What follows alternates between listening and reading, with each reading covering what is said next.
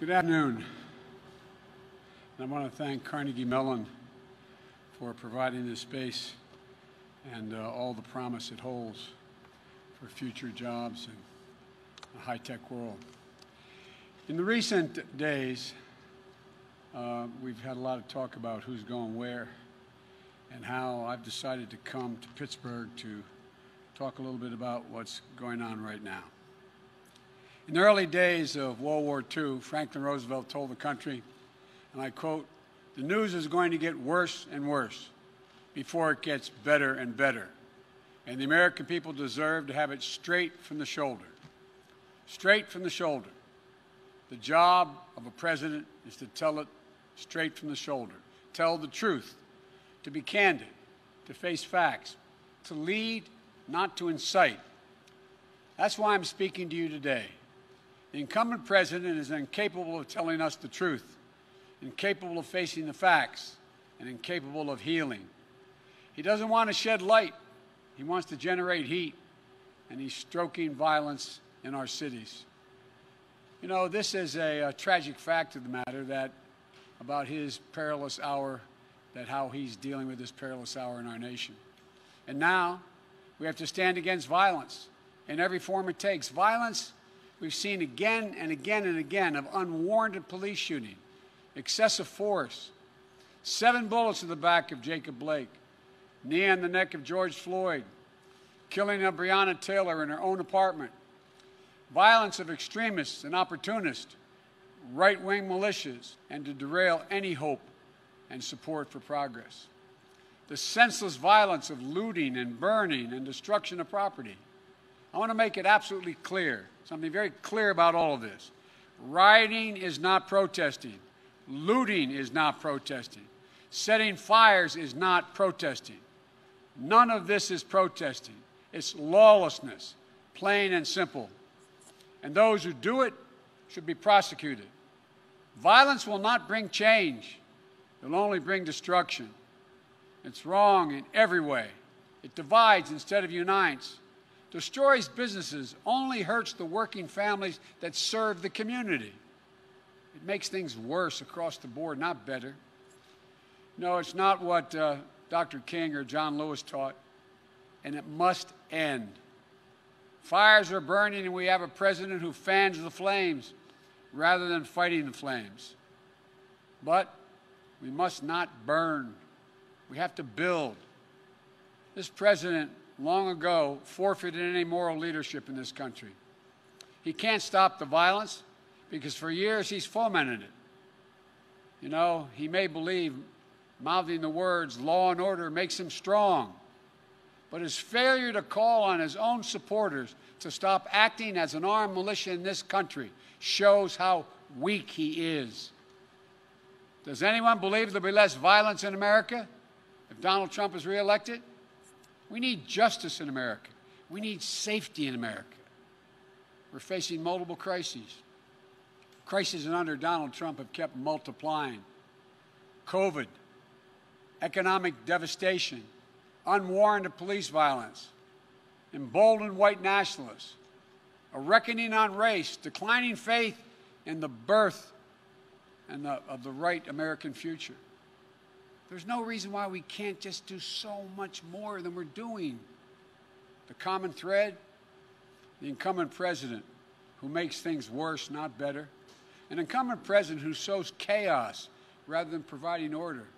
An incumbent president who fails in the basic duty of the job, which is to advance the truth that all of us know, that we're all born with the right to life, liberty, and pursuit of happiness.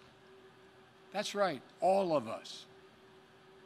The moms and dads in Scranton, where I grew up, who have worked and scraped for everything they've ever gotten in life. The auto worker in Michigan, who still makes the best automobile in the world. The single mom in Ohio working 3 jobs just to stay afloat, who'll do anything for her child. Retired veteran in Florida, who gave everything he had to this country and now just wants us to honor the promises made to him.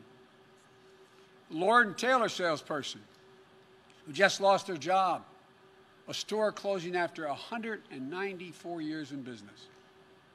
nurses and doctors in Wisconsin who've seen so much sickness, so much death in the past 6 months.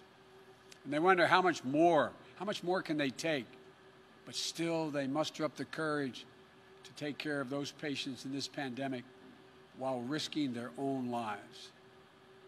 Researchers in Minnesota who woke up this morning determined to find a breakthrough in treating cancer. And will do the same thing tomorrow and the day after and the day after, because she'll never give up. White, black, Latino, Asian American, Native Americans, everybody. I'm in this campaign for you, no matter your color, no matter your zip code, no matter your politics. When I think of the presidency, I don't think about myself. It isn't about my brand. It's about you, the American people. We can do better, and we have to do better. And I promise you this, we will do better. You know, the road back begins now in this campaign. You know me. You know my heart. You know my story, my family story. Ask yourself, do I look like a radical socialist with a soft spot for rioters? Really? I want a safe America, safe from COVID, safe from crime and looting, safe from racially motivated violence, safe from bad cops. Let me be crystal clear, safe from 4 more years of Donald Trump. I look at this violence and I see lives and communities and the dreams of small businesses being destroyed, and the opportunity for real progress on the issues of race and police reform and justice being put to the test. Donald Trump looks at this violence and he sees a political lifeline. Having failed to protect this nation from the virus that has killed more than 180,000 Americans so far, Trump posts an all-caps tweet screaming "law and order" to save his campaign. One of his closest political advisors in the White House doesn't even bother to speak in code. She just comes out and she says it. Quote, "The more chaos, violence, the better it is for Trump's reelection." Just think about that. This is a sitting president of the United States of America. He's supposed to be protecting his country, but instead he's rooting for chaos and violence. The simple truth is, Donald Trump failed to protect America. So now he's trying to scare America. Since Donald Trump and Mike Pence can't run on the record that has seen more American deaths to a virus, this virus, than the nation suffered in every war since Korea combined.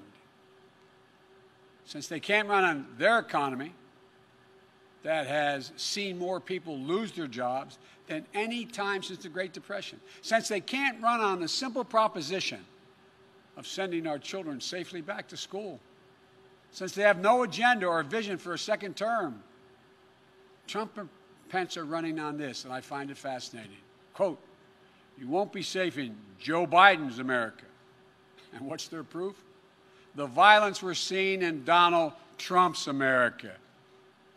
These are not images of some imagined Joe Biden America in the future. These are images of Donald Trump's America today. He keeps telling you, if only he was president, it wouldn't happen. If he was president. He keeps telling us that he was president, you'd feel safe. Well, he is president, whether he knows it or not. And it is happening. It's getting worse. And you know why? Because Donald Trump adds fuel to every fire. Because he refuses to even acknowledge that there's a racial justice problem in America. Because he won't stand up to any form of violence.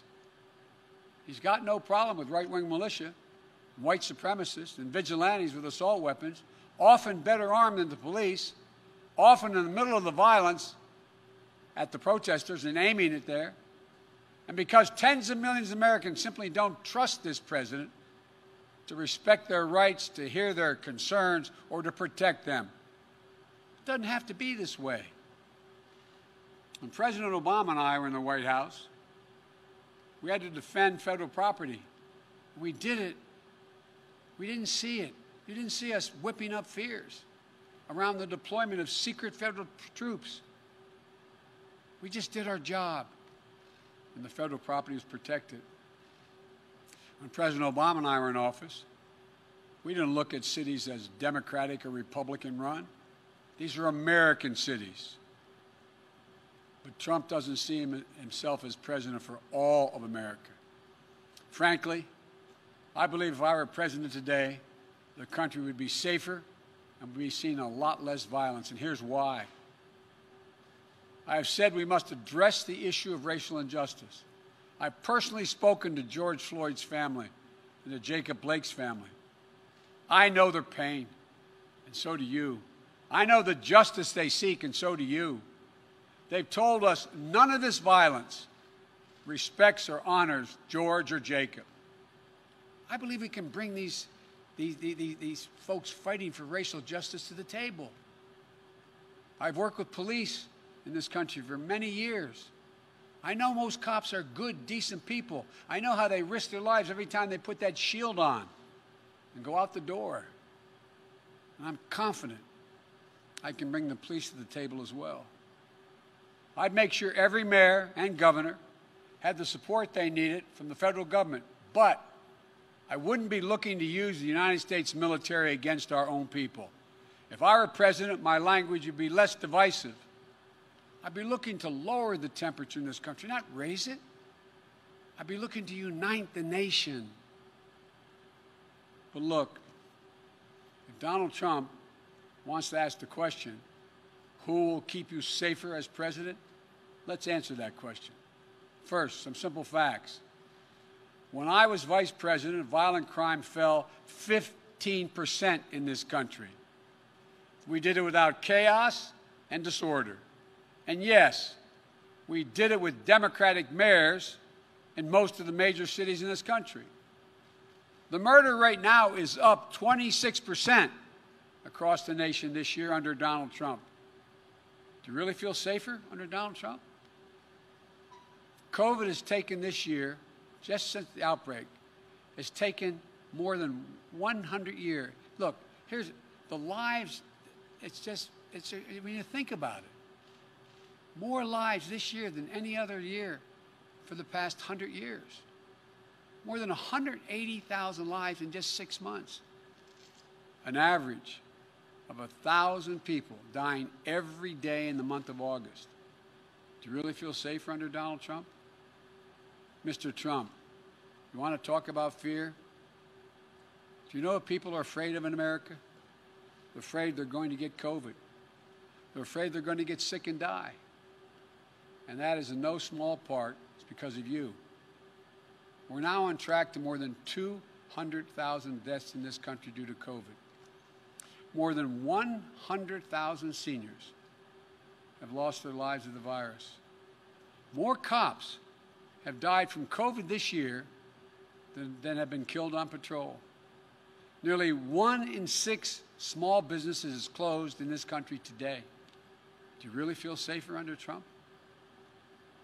What about Trump's plan to destroy the Affordable Care Act? And with it, the protections for pre-existing conditions that impacts more than 100 million Americans. Does that make you feel safer? Or how about Trump's plan to defund Social Security? The Social Security Administration's chief actuary just released a report saying that if a plan like the one Trump is proposing goes into effect, the Social Security Trust Fund would be, and I quote, permanently depleted by the middle of calendar year 2023 with no ability to pay benefits thereafter. Put it plainly, Trump's plan would wipe out Social Security, period. You feel safer and more secure now? The fear that reigns under this president doesn't stop at our shores. The Kremlin has put bounties on the heads of American soldiers. And instead of telling Vladimir Putin that there'll be no putting up with this, that there'll be a heavy price to pay if they dare touch an American soldier, this president doesn't even bring up the subject in his multiple phone calls with Putin. been reported that Russian forces just attacked American troops in Syria, injuring our service members. Did you hear the president say a single word? Did he lift one finger? Never before has an American president played such a subservient role to a Russian leader. It's not only dangerous, it's humiliating and embarrassing for the rest of the world to see. It weakens us. Not even American troops can feel safer under Trump.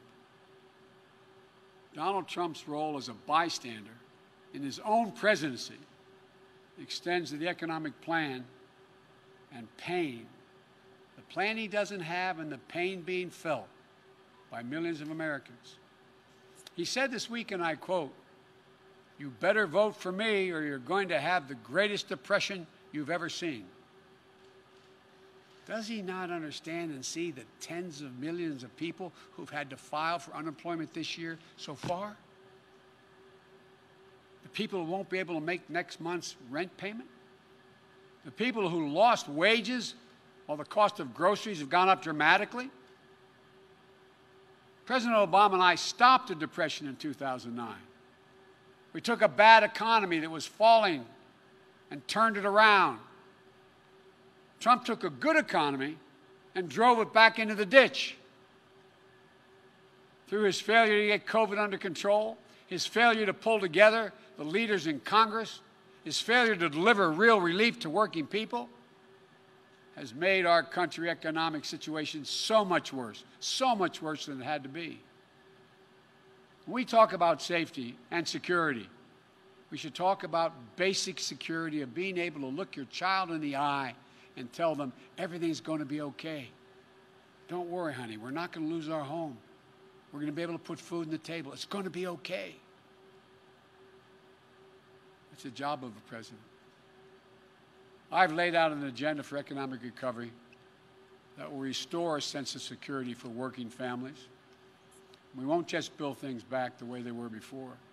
We're going to build them back better with good-paying jobs, building our nation's roads, bridges, solar arrays, windmills, with investments in our health care and child care workers so they get the pay and dignity they deserve while easing the financial burdens on millions of families. With a clean energy strategy that is a place for the energy workers right here in Western Pennsylvania. I am not banning fracking. Let me say that again.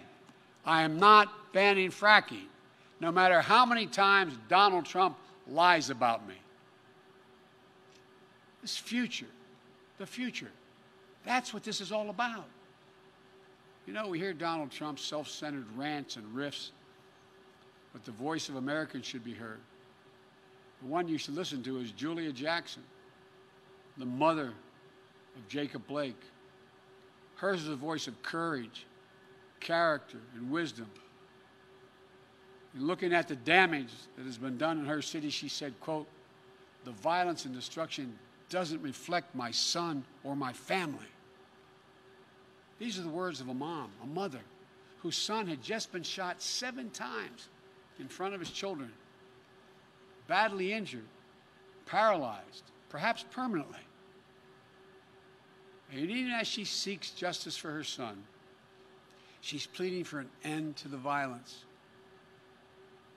and for this nation to heal. She said she was praying for her son. Then she said something to me that surprised me. She said she was praying for all police officers. She said she was already been praying for America even before her son was shot. She's publicly asked all of us to examine our hearts. Citizens, elected officials, the police, all of us. And then she said this, quote, "We need healing. More than anything, that's what we need to do as a nation. We need to heal. The current president wants you to live in fear.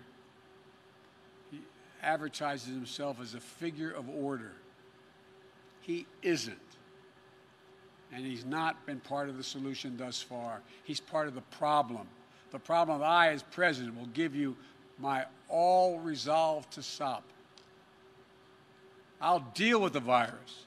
I'll deal with the economic crisis. And I'll work to bring equality and opportunity to everyone. We've arrived at a moment in this campaign we all knew, including the press in front of me, knew we'd get to.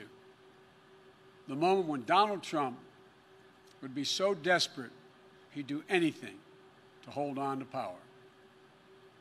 Donald Trump has been a toxic presence in our nation for 4 years, poisoning how we talk to one another, poisoning how we treat one another, poisoning the values this nation has always held dear, poisoning our very democracy. Now, in just a little over 60 days, we have a decision to make.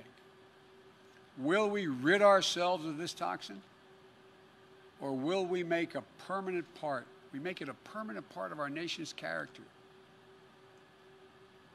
You know, as Americans, I'm confident we believe in honesty and decency, treating everyone with dignity and respect, giving everyone a fair shot, leaving no one behind, giving hate no safe harbor, and demonizing no one. We up to now always recognize there's something bigger than ourselves as we're about. Trump doesn't seem to believe in any of that. Look, I've said it before and I'll keep saying it. America's an idea. It's the most powerful idea in the history of the world. And I believe it beats in the hearts of the people of this country. All men and women are created equal. And they deserve to be treated equally. Trump has sought to remake this nation in his image. Selfish, angry, dark, and divisive. This is not who we are.